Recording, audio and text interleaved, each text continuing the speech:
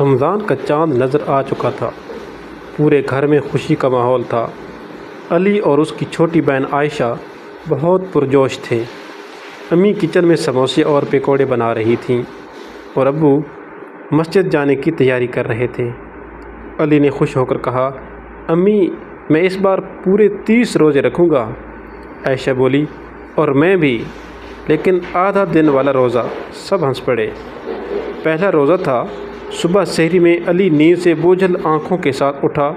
اس نے سوچا، ارے یہ تو مشکل لگ رہا ہے، لیکن امی نے پیار سے کہا، رمضان صبر اور نیکی سکھاتا ہے بیٹا۔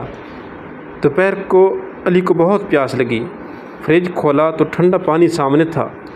اچانک اسے یاد آیا کہ وہ روزے سے ہے۔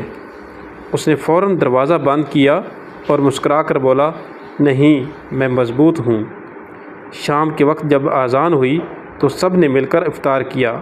کھجور کھاتے ہی علی کے چہرے پر خوشی آ گئی۔ ابو جان نے کہا، دیکھو بیٹا، روزہ ہمیں دوسروں کی بھوک اور پیاس کا احساس دلاتا ہے۔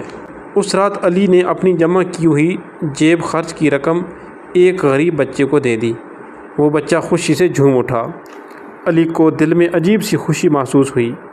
عائشہ نے پوچھا، بھائی آپ اتنے خوش کیوں ہیں؟